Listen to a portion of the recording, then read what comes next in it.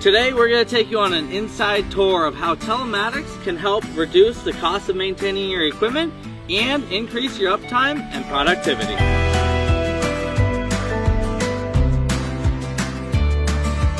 So in a brief summary, what telematics is it's a way that the machine can be live out on the job site and report its operating information back to us at the dealership.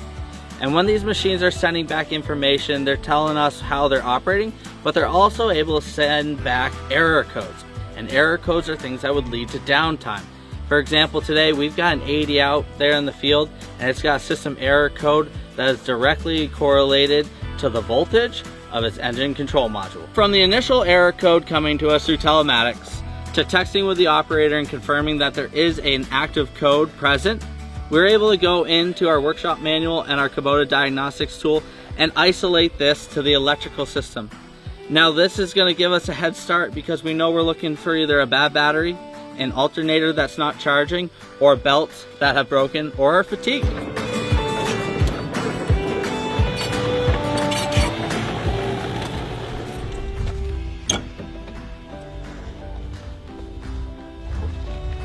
So one of the first areas we're going to look at, just basics, start at the littlest thing it could be, which is the battery. And what's interesting is the battery on this excavator, it looks like they just replaced it and the connections are tight.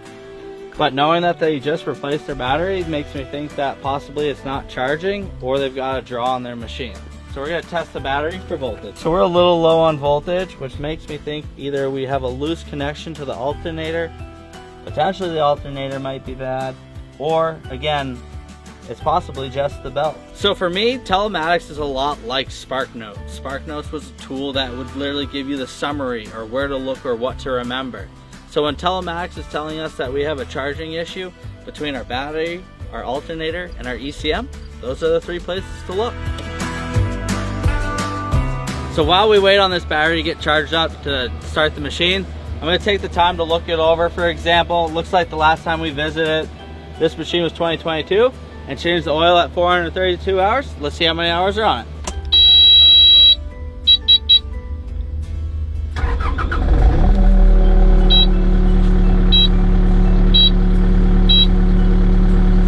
So now that we've got the battery charged up and the machine running, we're going to come over here to the alternator and see what it's making for power.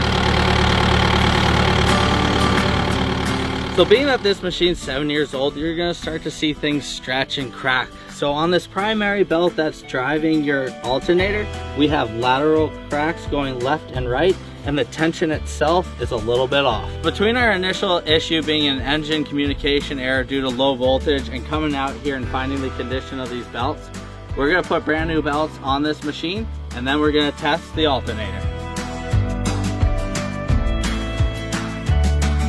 Always remember, if you're going to replace one belt, replace both belts.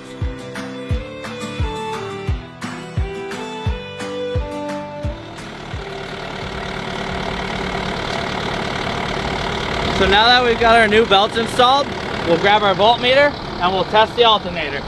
We're charging at 14.4 volts, so we're good to go on the alternator end. We'll run this machine for a couple minutes, see if it draws down the battery, and if it's all good to go, we'll turn it back loose.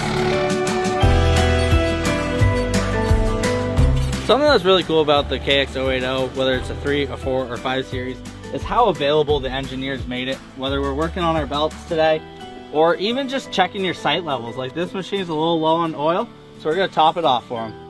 So while new Kubotas are gonna be shipped from the factory with telematics installed to help you be more productive, find out whether your existing Kubotas can have telematics. The quickest way to do that is reach out to the Townline service team, whether it's by phone or visit our website, townlineequipment.com.